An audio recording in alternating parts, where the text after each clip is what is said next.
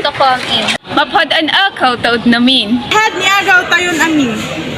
Naimbag na bigat yu amin. Magandang umaga sa ating lahat.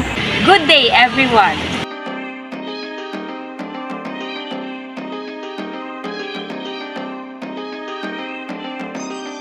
But we unite as one in one language to understand each other.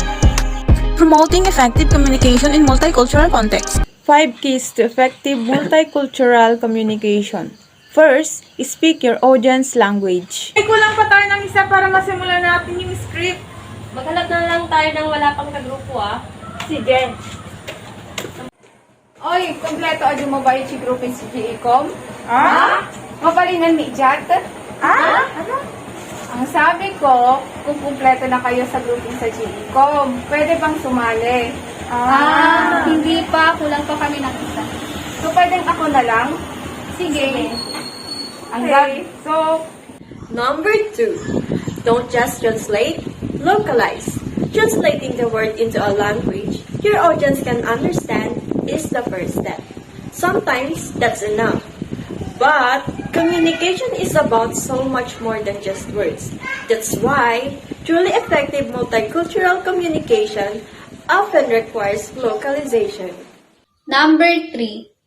Use an effective multicultural communication strategy with an effective strategy and a standardized set of procedures.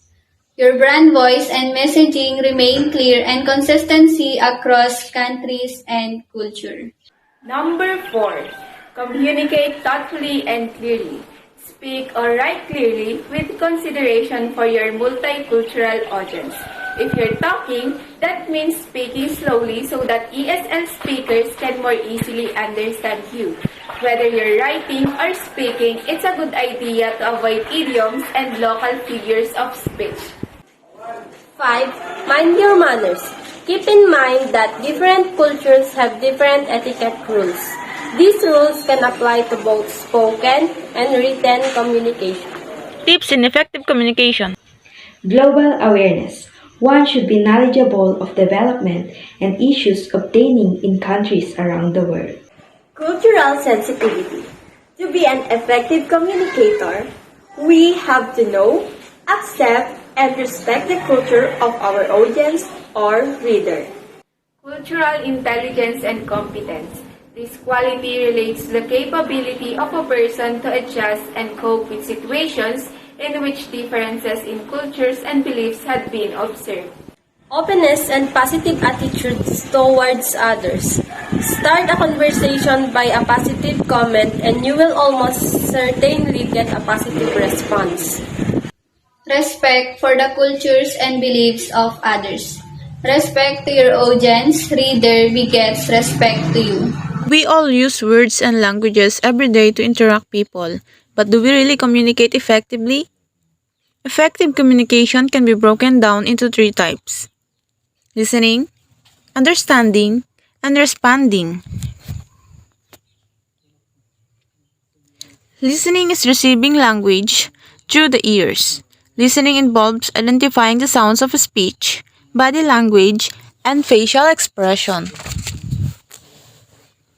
Understanding or giving meaning to what we have heard. Most communication breakdown happen at this stage because we often misunderstand, misinterpret what's have been said.